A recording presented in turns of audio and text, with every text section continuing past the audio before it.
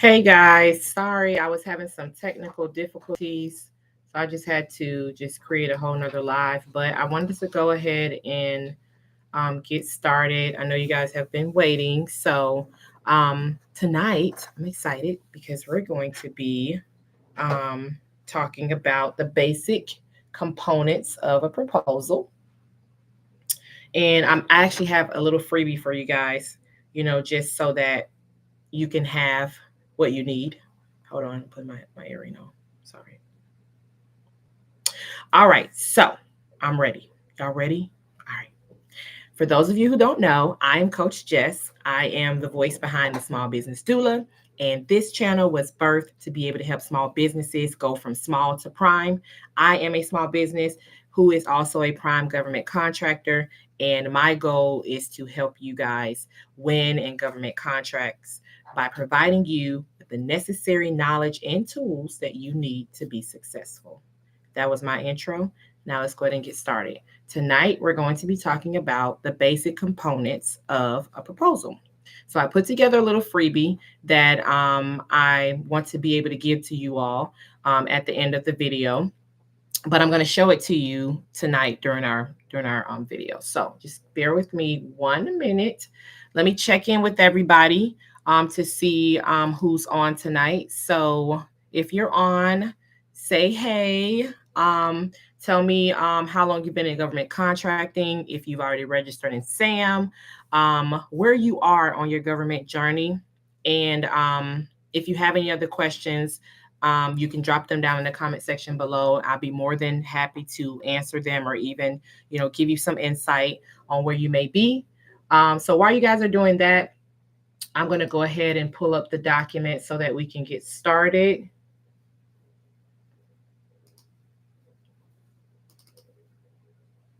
And like I said, you guys will have access to this if you would just shoot me over an email. I tried to figure out how to get a link so that you guys could just be able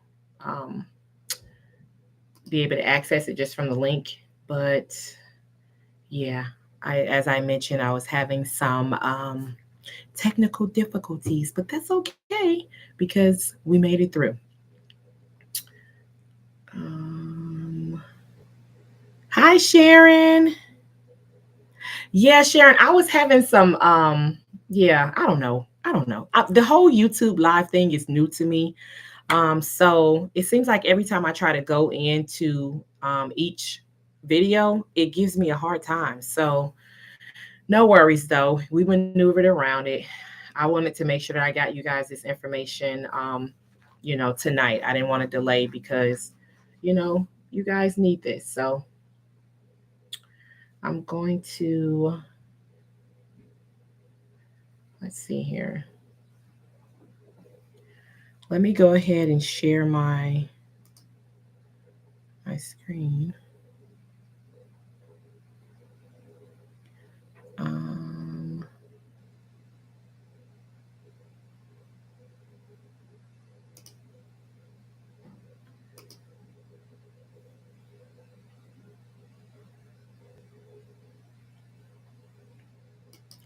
Okay, here we are. Can you guys see my screen okay?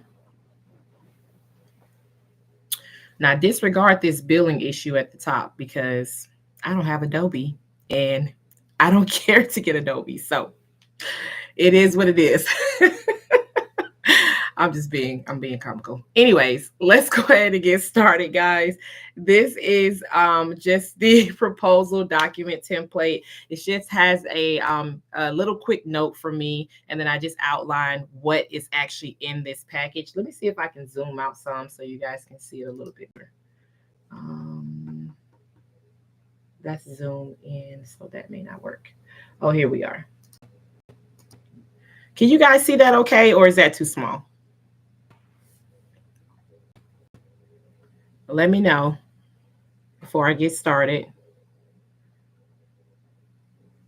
Too small. Okay. So let's go in a little bit. I don't know why my logo looks so fuzzy, but it's neither here nor there. I'll fix that.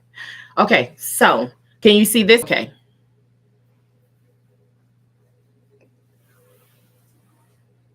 Awesome. Okay, so this is just a quick note. It says, "Hi, I'm Coach Jess. I'm the small business doula."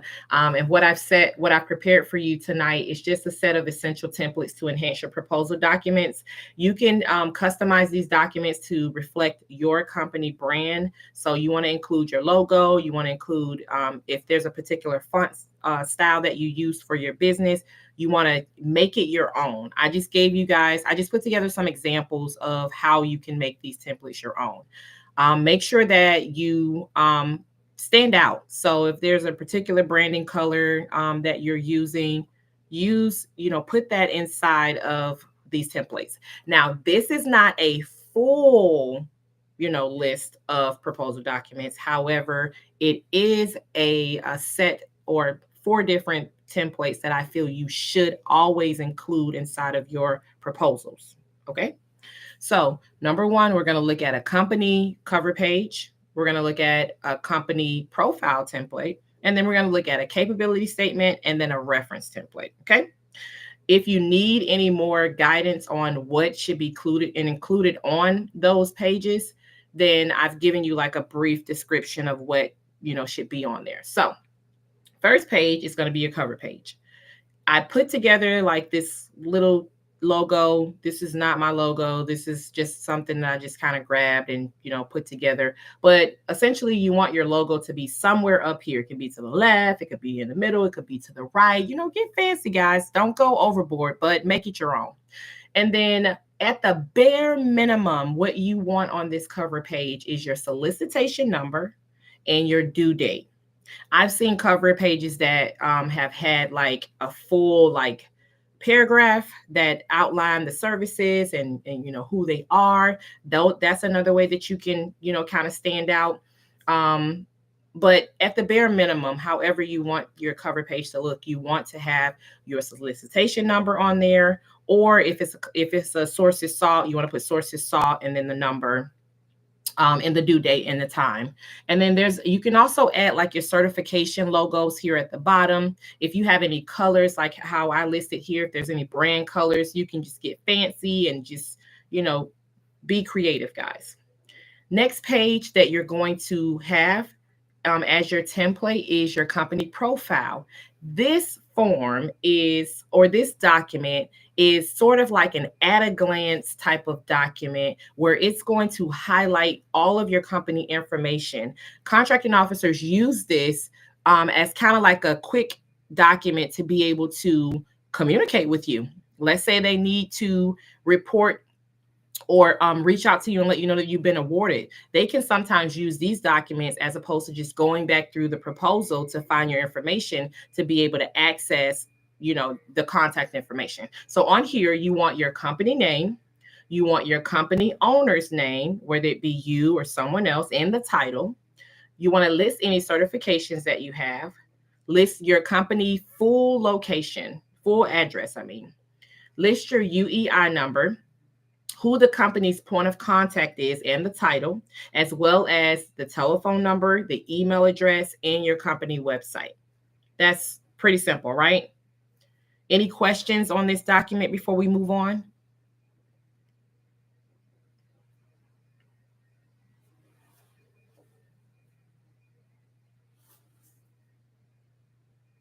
All right, perfect. So again, I have the logo at the top, and then I just have a header styled in a way that, I thought was nice. So feel free to use that. Next, the next document that you want in your proposal as a key factor is your capability statement. So with your capability statement, this is basically like your business resume. It's going to highlight your core competencies, your strengths, what makes you set apart from your competitors. So on this sheet, sell yourself, okay? Sell your company, sell your services. You want to have your cage code, your UEI number on here, of course, your company name, a brief overview of your company and your services, list any past performance that you have regarding your company and the experience. But please note that if you don't have past performance for your company, you can use your past performance as the owner as a part of your company. That is another way that you can use past performance. Core competencies, you want to list at least 5 to 8, and they're going to be unique strengths that set you apart. They're going to represent your knowledge, your skills, any technologies, any resources that you use that could contribute to your company have a competitive advantage. I'm sorry, having a competitive advantage with that scope of work. So make sure that you list them, make them strong. Like don't give them general terms. Like you want to make sure that you're using strong words that will help to outline and properly represent what your core competencies are. Okay. And also, too, as a note, if you guys aren't already using Chat GPT, I highly recommend it. It's really helpful in terms of putting together documents and just helping you to structure out your words. You may not necessarily have the right words to put together in a professional manner, and Chat GPT can really help out with, not overwhelming things, So I would definitely recommend, if you don't have it, use it, because I use it faithfully. All right. So outside of your core competencies, you want to have your codes and your certifications on there. Now, you can have a variation of capability statements. I've seen like master capability statements, which are really good. They can list all of the NACE codes that you have listed inside of SAM that are assigned to your business, which is great. However, you should have a variation of capability statements because it allows you to be able to hone in on that specific scope of work and highlight how your company can provide that service based on that scope of work. So, for example, if you have temporary staffing and administrative, those are two different NACE codes. But let's say you're going after a staffing contract, you're going to want to highlight that staffing NACE code, as well as all of the past performance, all of the core competencies that would be related to that scope of work. The idea behind that is to highlight the qualifications. Like, think of it as like a job. If you're going after a job, you don't want to give them just a standard resume. You want your resume to highlight your competencies and your experience so that they can see that you're qualified. Same thing goes for the capability statement. Okay. You can also list any certification logos on this capability statement as well. And I'll always put a point of contact. So if that point of contact is you want to put your name, put your title, your email address, phone number, and website so that they can be able to contact you. All right. Lastly, before I move on, is there any questions regarding the capability statement?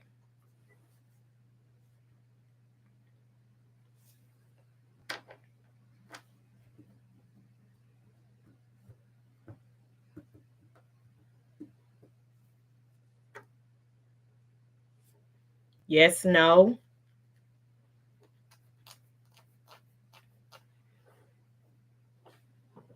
Okay. If not, we will move on. The last template that I would recommend to go in, okay, I'm sorry. If I find something that I can do and qualify for, but don't have it as part of my NACE code, can I still apply? You can still apply, Sharon. However, you want to make sure that it's added to your SAM profile. Let me make sure I read that right. Yeah, absolutely. Yeah, answer that correctly. So what you would do is, let's say it's a NACE code that you don't have a part of your SAM profile. You're going to go inside of SAM like you did your registration, and you're just going to go and update that. You're going to go and update that profile. Usually with updates, they don't take too long, on average about a week or so for them to just update that NACE code. But as long as the NACE code is updated in your profile, by the time you get that proposal to that contracting officer, you're good. That's very simple. All right. So in regards to the last template, this one is really optional, and I'll tell you why. So this reference document is basically going to highlight your professional references.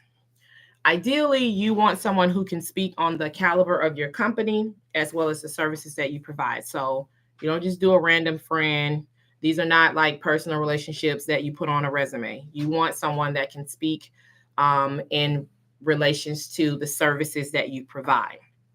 It could be another business where you provided the service before. You can also, if you know that you provided it for someone before and they can speak on behalf of their business, you know, list them as a reference. The goal behind the reference template is to have someone to vouch for you, basically. So this form is optional whenever there is not a past performance requested, like a questionnaire. Some solicitations will require that you complete a past performance where it's sent out to your references. And then there's some that don't. And the ones that don't require it, I would recommend that you submit a reference document.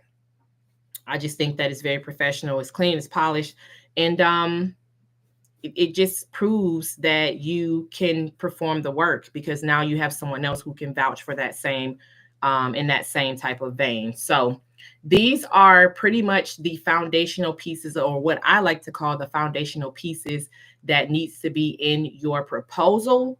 Now, outside of these pieces, there is information and that you're going to pull from the solicitation that will be required to go into your proposal. Inside of the procurement opportunity, when you're looking at solicitations, if you're looking at any procurement opportunity, they tell you how they want you to submit that proposal. So I'll just use solicitation as a point of reference. In solicitations, there is a category that is called instructions to offerers. That's what you want to look for. Inside of the instructions to offerers, it's going to highlight how they want that proposal to be structured. So in a sense, for example, let's see here. I'm going to see if do you guys want me to go through a solicitation? And then I can show you exactly. Let me stop sharing here. Let me know if you guys want me to go through a solicitation. If not, I won't go down that road. Okay, so let me go and we'll take a look at a solicitation and I can show you exactly where to identify this information. And okay, so Sharon, give me an ACE code and then we'll just pull one random. We'll pull an opportunity random. What NACE code would you like for me to look up?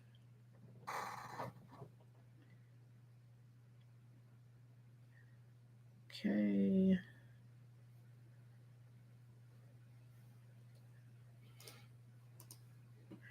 Five 54116. Okay, hold on. Share screen. Okay, can you see my screen? So I'm going to do dates. Actually, I don't even have to do that because we're just looking at a random one. But we'll do a solicitation and a combined synopsis. And NACE code 54116. What's that one? Which one's that one, Sharon? Maybe 161? Is it management consulting services? All right. Okay, so I'm going to pull the one from the VA. Pretty comfortable with that one. So we're going to open up this solicitation and I'm going to go all the way down to the bottom and I'm going to look for the statement of work. Usually they have them all combined together, but it looks like here they're broken down in each document. So I'm going to click on statement of work because statement of work is going to tell me what they're looking for. And it should have the instructions in there. So let's open that up and let's go here.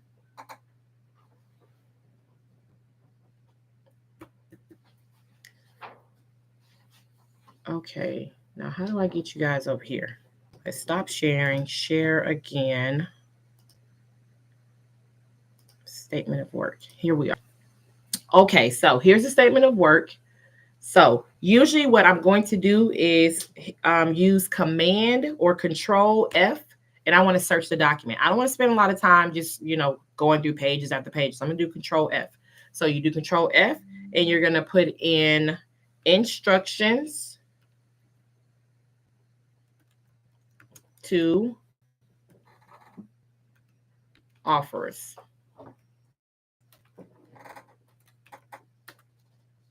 Okay, so they don't have it in here. Okay. So I'm going to have to go back and look at the other document. Let me just make sure before I get off of here. Why is it moving so slow? Okay, there we go.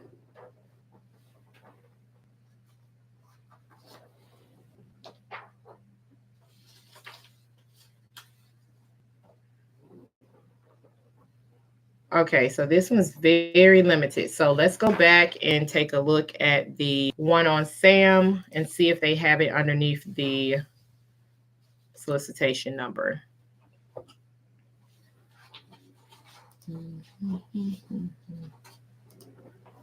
Okay.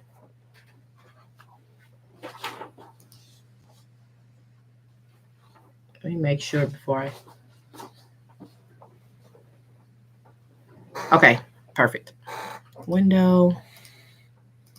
Okay, so I'm going to do the same process, same step, Control F, instructions to offers.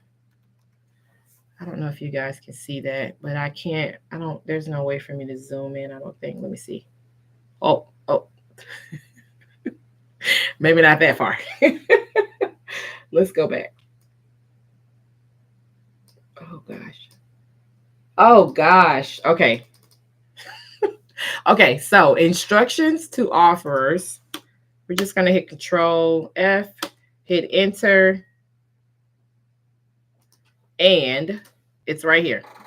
So right here, can you guys see? Okay, you can see it, share. Okay, so right here underneath this provision, it shows instruction to offers.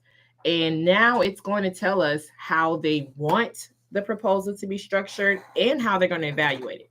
So it starts with saying this award will be based on a comparative evaluation. They're going to use some comparables, and they're going to tell you how they're going to compare it.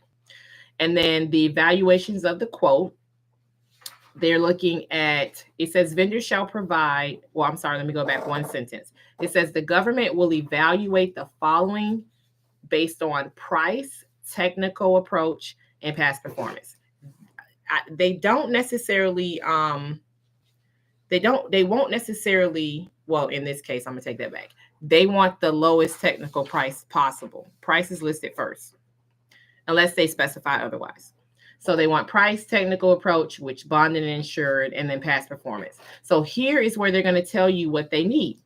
It says technical approach. The contractor shall provide a technical approach for conducting pharmacy inventory in accordance with the SAL, which is the statement of work.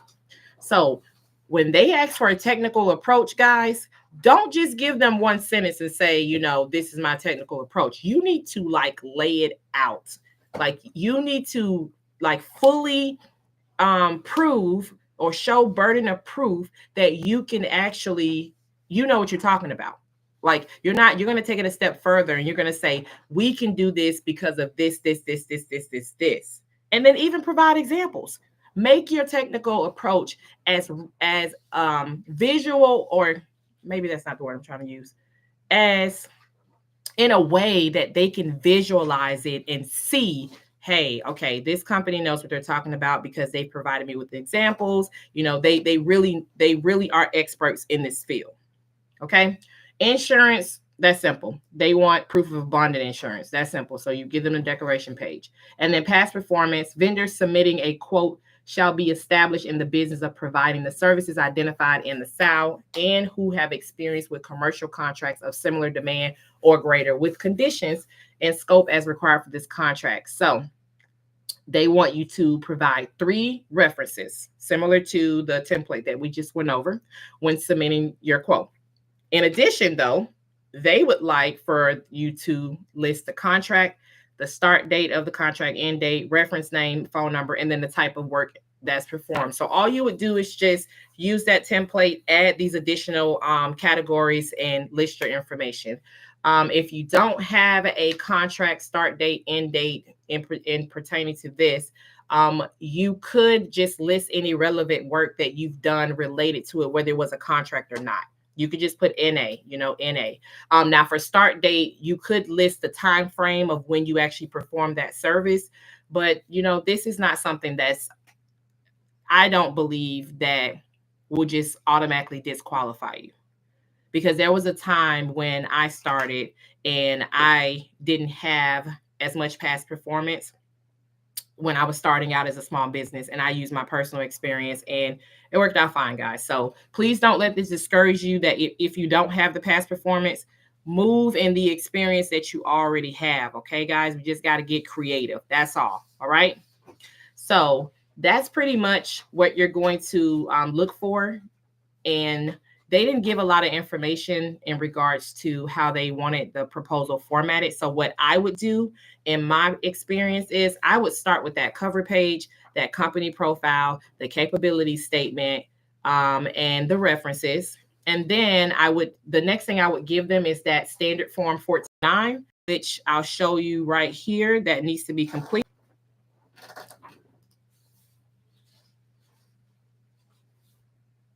Wait, I was on the page, y'all. I'm sorry. Let me open it back up. Hold on.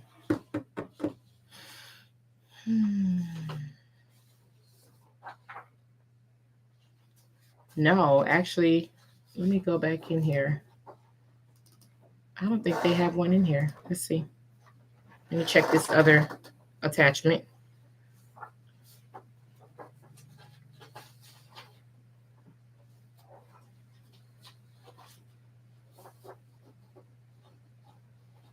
Yeah, they don't have it in here. So in that case, in lieu of a standard form 1449, you could basically create like a proposal quick sheet, and it would look similar to the standard form 1449. So let me find a solicitation that has one so that you can kind of see what I'm talking about. Hopefully this one does.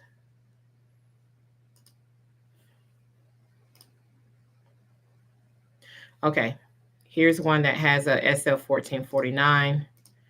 And so this is what typically comes with the proposal that you would include after your company templates.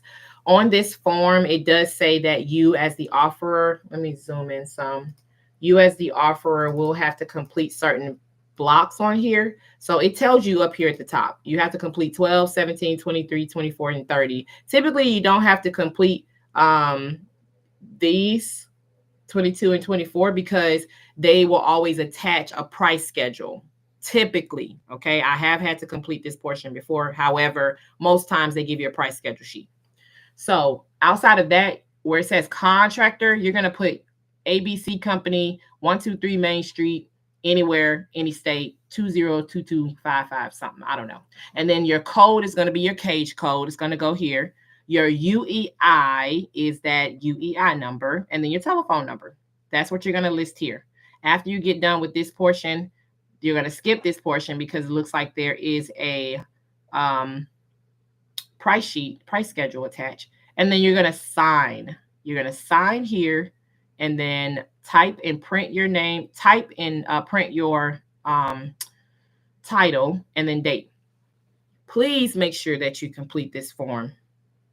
Please. If you don't, they will say that your offer, your proposal is not eligible, and we don't want that. So after that, like I mentioned, this one has a price schedule sheet. So this is what you'll most likely see in most solicitations. And this is where your prices will go. It would normally go on here, but they've moved it to a price schedule sheet to where you would list it all here. So that, guys, do you have any questions for me?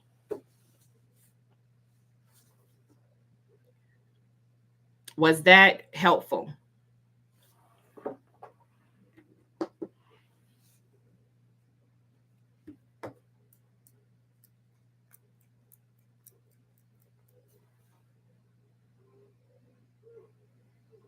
Awesome. That's what I like to hear. All right. So if you guys want access to the templates, email me. I think I put my email, I pinned it, maybe not. Let me pin it here.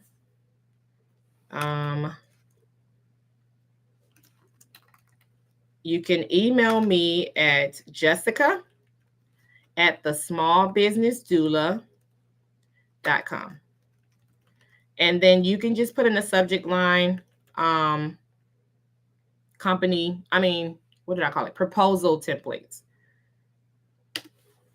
And then I'll just shoot them over to you guys, okay?